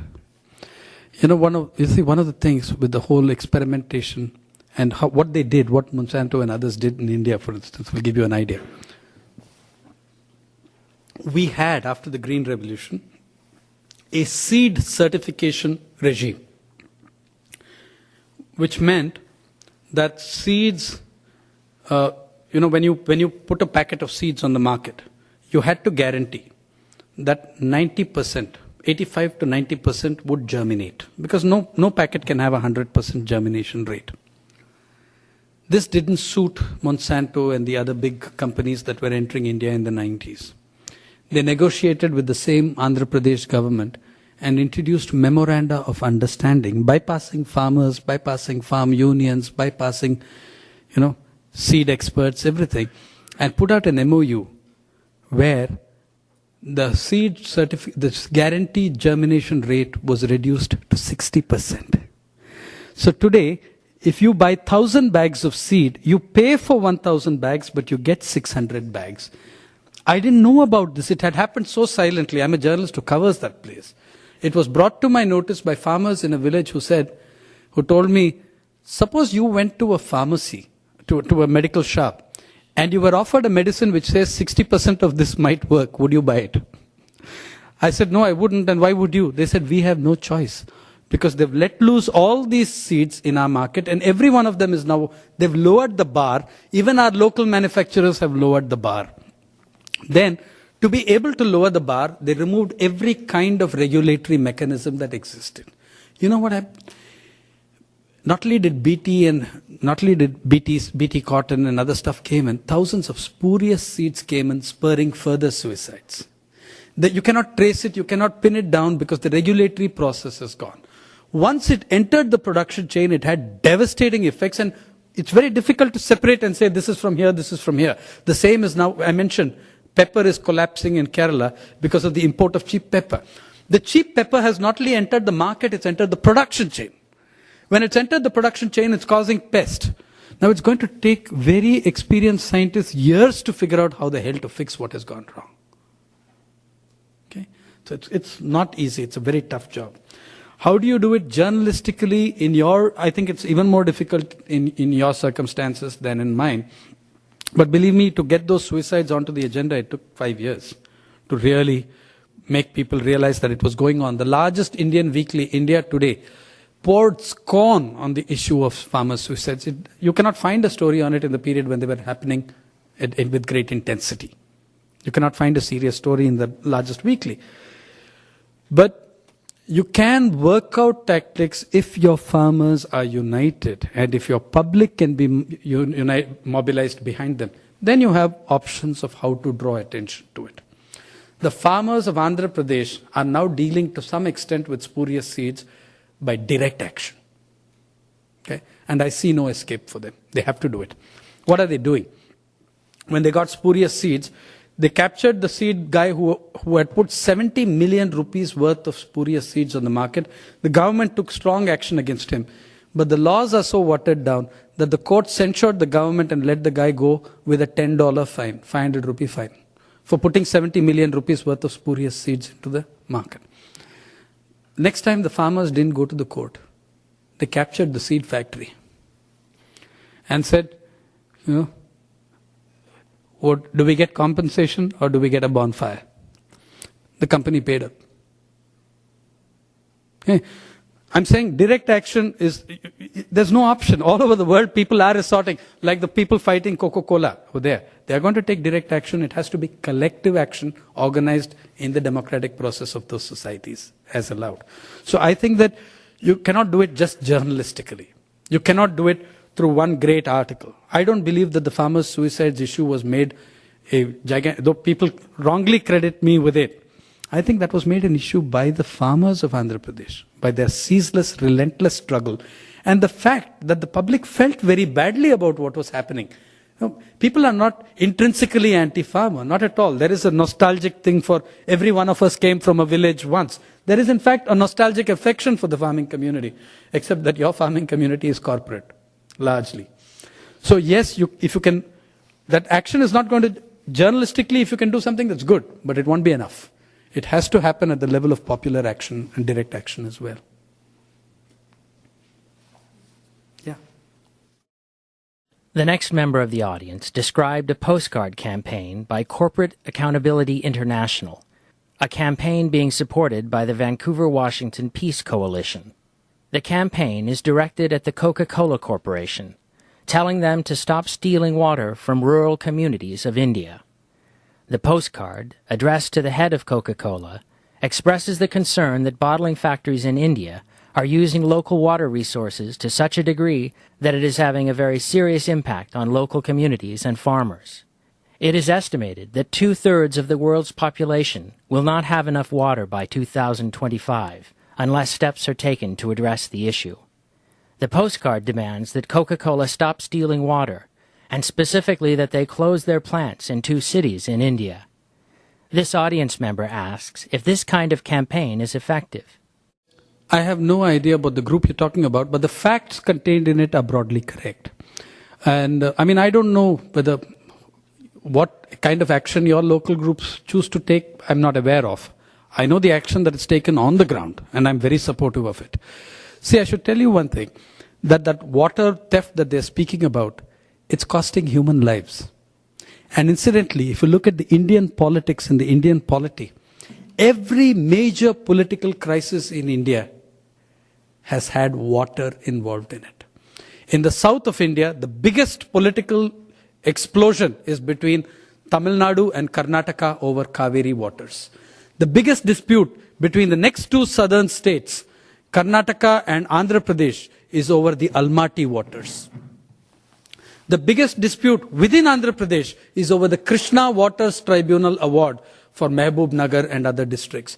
The biggest dispute in the north, which led to an explosion in the 80s, was over the Ravi bees sharing dispute, which was at the basis of the Punjab problem in the 80s and 90s. Our single biggest dispute with our neighbor Bangladesh is over the Faraka barrage water sharing. Our single biggest dispute with our neighbor Nepal is over the Kosi barrage water sharing. Water is a gigantic and explosive issue. It's tearing communities apart. In that situation, the luxury of taking it away for amusement parks, water parks, golf courses, soft drinks factories is simply unaffordable. In a desert state called Rajasthan in India, they have a plan of putting a large number of golf courses as part of tourism. The average golf course in the West takes between 1.8 million and 2.3 million liters of water per day in season. If you take the whole season, 20 villages in Rajasthan can see the entire summer through on that amount of water. People are dying without that water. In Rajasthan, over water disputes and farming disputes, 4 farmers were shot dead 2-3 months ago by the police in one of these struggles.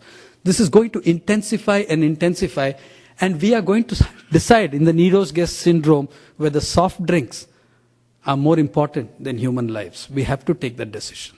And I'm saying that farming is being destroyed. If you're a small farmer, and I'm a big company, and I come and put much deeper bore wells, much more bore wells than you can ever afford, you're dead no matter how good, how skilled a farmer you are. And that's what's happening, and that's Plachimara, that's absolutely correct. That's why there's a huge struggle there. Now, I'm not aware of the group that you've mentioned, but I'm pleased that someone's talking about it. I'm really pleased and grateful to that extent, because the facts reflected in that are correct and honest. Yeah. The next member of the audience followed up on the previous question.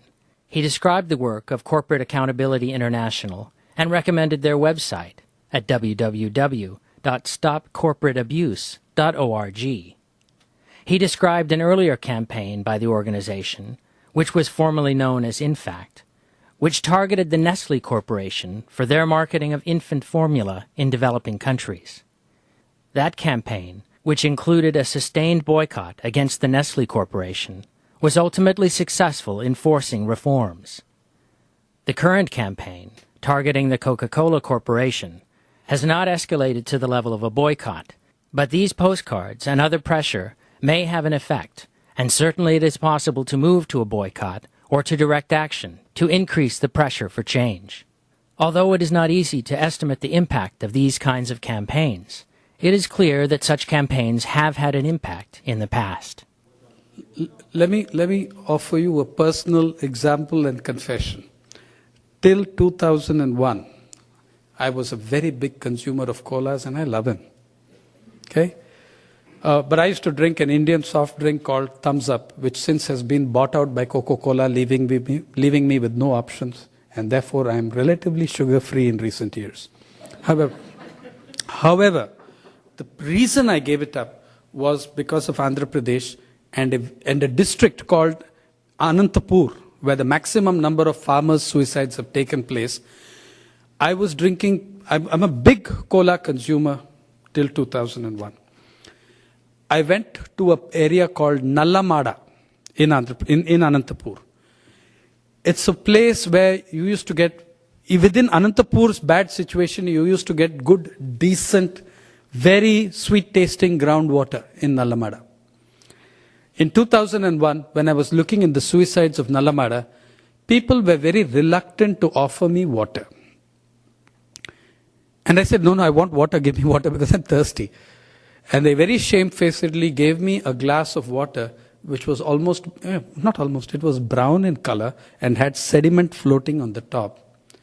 And then one of the farmers very apologetically told me, see, we didn't want to give you this water, but tell me, sir, why don't you take a Coca-Cola that we have? It was their water that went into that Coca-Cola. From that day, I stopped drinking Coca-Cola. I mean, it was not possible. I still like cola, but I find it's not possible to think about that when that was a life and death situation that I'm trying to talk about. Yeah. Yes.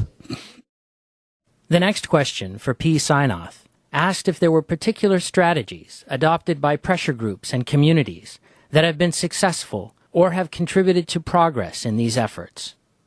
You know, apart from the movements that have succeeded, I would say that even the movements that we may not count as successes have left some legacy which works, some tactics that work, some issues that remain with us. So I'm never going to write off all of them as total failures because they teach us something even as they fail. Yeah.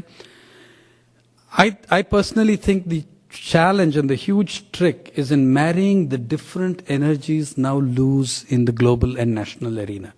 You can no longer say, think globally, act locally. You've got to think globally, you've got to think locally, you've got to act locally, you've got to act globally. The whole plate is on your table now, right? You can't evade. But there are so many specific issues floating about, and this is what I wonder when I look at the WSF and say, maybe we need to think a little further. How do we get these energies together? Speaking of positives, I think that the elections in Venezuela were a great positive. With the entire might of the United States and all the corporations of the world ranged against Venezuela, the people from the poor hutments and slums and chawls went out and put back in power, not once but twice or thrice, the government that they wanted. So I think that in some countries that failed. Yeah, but people didn't necessarily stop trying. So I think that how do we marry these energies of these different movements together? If you're going to have transnational oppression, then you've got to have transnational resistance as well.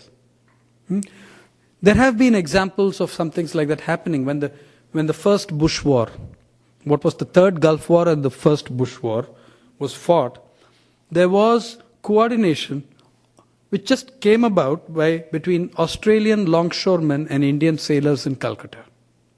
Okay? About not offloading anything meant for war.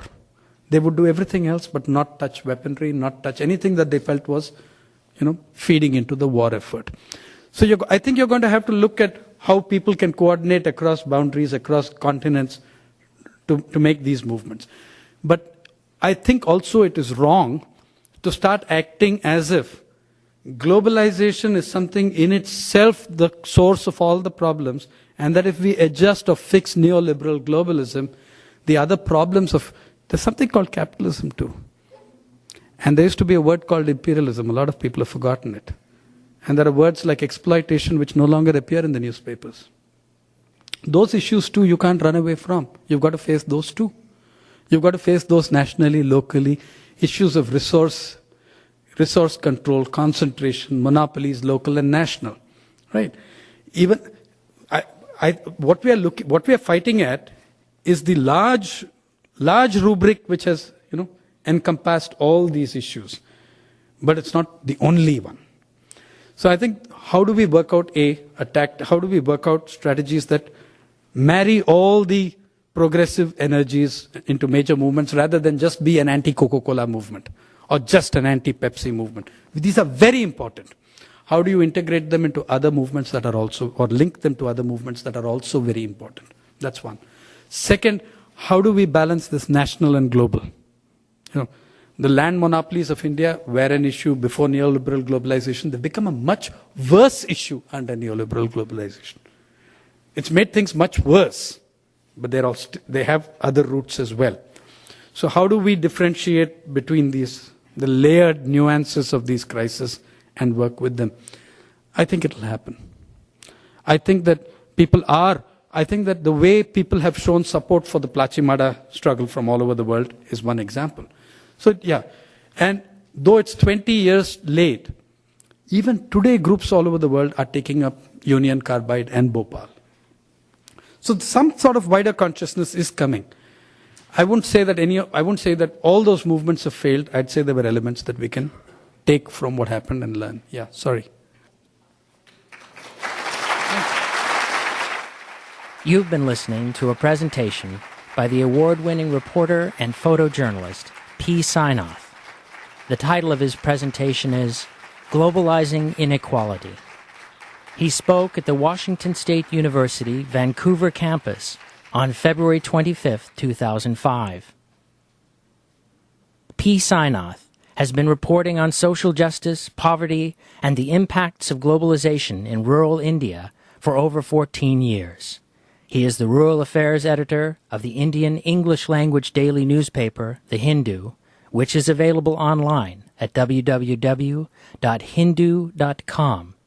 And he is a regular contributor to India Together, also available online at www.indiatogether.org. This program was produced by PDX Justice Media Productions. To find out more about our work, please visit our website at www.pdxjustice.org. You'll find lectures and interviews featuring such speakers as Naomi Klein, Barbara Ehrenreich, Jeff Halper, Amira Haas, Rashid Khalidi, Noam Chomsky, and many others. Thanks for tuning in, and thanks for supporting listener-sponsored radio, public access cable television, net neutrality, independent bookstores, and all forms of grassroots, democratic, community media.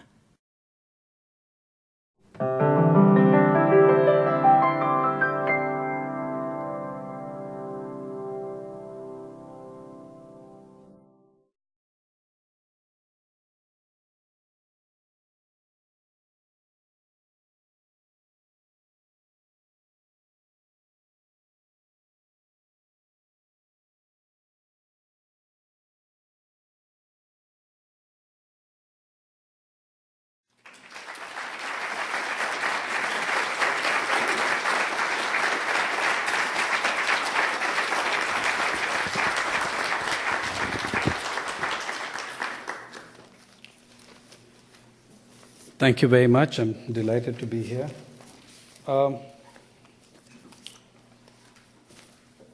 I've come to the United States straight out of a place called Wayanad in Kerala, a very rich district until 2 years ago, one of the richest districts in the state of Kerala, in which agriculture has collapsed, and there have been at least over 150 farmers' suicides since January last year. At the same time, in the urban metro of Delhi, at about the time I left, and in fact a little before I left, was a celebration of an activity of a different kind. On the one hand, you had these farmers committing suicide in extreme distress. On the other hand, we were witnessing a phenomenon that is about 3 to 5 years old now. Theme weddings. A theme wedding is where you take about an acre or two of land and put up a replica of a great monument, maybe the Taj Mahal, maybe the Sistine Chapel, if it's a Bengali wedding, even Kargil as a theme, and you spend millions and millions of rupees to put up a structure which is going to last 12 hours and then be dismantled after the wedding so as to ensure you exclusivity for your theme. So this can cost millions of rupees, in fact tens of millions of rupees, because I think the last one of the biggest was 3 crores, that's about 30 million rupees, is spent in creating this. Economies can boom while people sink. And we've made stock markets central indicators of how economies and nations are doing. By that yardstick, the greater the misery of the people, the greater the misery of those hit by the tsunami, the better the stock markets did. And the better the stock markets did, the better the nation is doing, because it's a central indicator of how national economies are doing. So the more miserable the poor, the better the countries are doing. In fact, I think it's a perfect metaphor of what's really happening in the world. Consider that the same sensitive index of the Bombay Stock Exchange, the Sensex, in May 2004, at the moment of the greatest triumph of the Indian people, when an electorate of 600 million voters showed the world what democracy was about, going to the polls in orderly democratic fashion, and actually we know how to run elections, and some countries still do. And an electorate of 600 million people went out, and against the predictions, the desires, the desperate desires of the Indian elite, the upper middle classes, every single opinion poll, exit poll, the intellectual elite, the pundits of the television channels, just annihilated the government they did not want. Just did it against all the predictions and against the majority of the editorials in the newspapers, which took for granted that the government was going to return to power. That was the greatest moment of triumph of the Indian people. What happened? The stock market collapsed to its worst position in many, many years. At the point when the Indian people scored their greatest triumph, the stock market collapsed. At a time of enormous misery of the poor, the stock market reached its historic high, crossing 6,600 on the sensitive index for the first time. That's why I call the Sensex the misery index. It operates in inverse proportion to the happiness of the greatest number. But the tsunami was also remarkable, right, for its outpouring of generosity. I'm sure the generosity was genuine, and it would be nice, as the United Nations says last week, if the money actually showed up, because less than a third of what was committed has actually shown up. In the case of the Bam earthquake in Iran, less than 2% of what was committed has actually shown up 2 years later. But yeah, I'm sure that generosity was deeply appreciated by all those affected fishermen I saw in the Nagapattinam coast, who were wondering what to do with the large numbers of neckties that have been gifted to them, and discarded heavy overcoats as well. So, there's piles and piles of neckties along the place, which, sent to them in thoughtful kindness. I'm sure it will be appreciated even more when the money actually comes in. I was asked on the way here about the fact that the Indian government did not allow in foreign relief agencies. It's about the only time in 15 years I have found myself agreeing with the decision of the Indian government. The last time you had 12 major agencies functioning after the Gujarat earthquake, they collected millions and millions and millions of dollars because of their capacity to put... right now, tsunami commercials are still running on television from international non-profit agencies 75 cents can save a child sort of stuff. It might save the non-profit in question, but beyond that, I have no idea what it would do. The audit report of those 12 agencies, which functioned after the Gujarat earthquake, shows that they did not succeed in spending more than 20 to 25% of the money they collected, but effectively blocked those resources from hundreds of smaller local organizations that would have been infinitely more effective. Second, much of the money that they did spend, the 20%, was spent on building specially constructed, heat-controlled, temperature-controlled, air-conditioned tents for the activists who came in, while the victims of the earthquake froze in the Gujarat winter. And that was one of the reasons why they were not allowed in again, and I'm very glad they weren't allowed in. This is still not to deny the generosity of millions of individuals, not to deny the extraordinary coverage of the media of the tsunami. However, in the same period, if you take the district that was worst affected by the tsunami in India, it's a district called Nagapattinam in the southern state of Tamil Nadu. Over there, the tsunami destroyed 30,300 houses at one blow. That was the worst. It reached an all-time high by January 3rd, when it was absolutely clear that the tsunami had been devastating in its impact. The JSX of Indonesia crossed one historic high after another. Every day it reached a different level. The SETI, the SCTI of Thailand, the stock exchange of Bangkok, was higher than at any point it had been between 1997 and 2003. The KLSC, the Kuala Lumpur Stock Exchange of Malaysia, reached its highest in 5 years. And the CSE, the All Share Index of the Sri Lankan Stock Exchange, clocked in at about 16 points below its highest ever since it was founded. Now, if it had happened with one stock exchange, coincidence. All five, the worst 5 affected countries, have the best performing stock exchanges. What conclusion do we draw from it? Well, one conclusion that you can draw from it, though paradoxically it doesn't apply in this case, one conclusion is generally true. The majority of those hit by the tsunami were trivial and meaningless to the stock markets. Yet, they were meaningful enough to send the stock markets through the roof. How did that happen and why? The people affected were mainly fisherfolk, poor people, domestic servants, people crowded into poor quarters along the coast. So many of them have absolutely no participation in the stock markets. So to that extent, they're marginal and trivial to the functioning of markets. However, the stock markets of our time also represent the interests of those who make money out of grief. The sense that sent the markets soaring was the smell of reconstruction dollars coming in. So the greater the misery, the greater the dollars, the better the stock exchange did. No coincidences. You can play that for one stock exchange, not for the 5 stock exchanges of the 5 worst affected countries. One of the great successes of economists and economics in the last 20 years is that we've completely divorced how economies are doing from how people are doing. Theme wedding.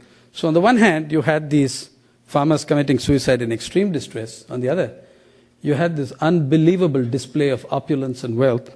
But we'll come back to that story.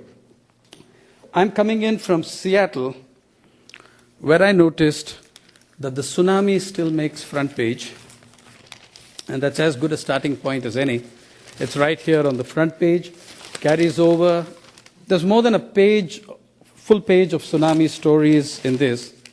And I think it's a good starting point for our discussion tonight on inequality and the things you don't get to know from your media. Let's take the tsunami.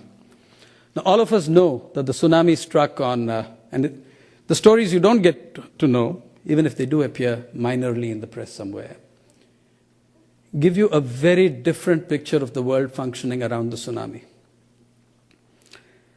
Now, every one of us knows that the tsunami struck on December 26th, devastated 11 nations, 200,000 human beings died.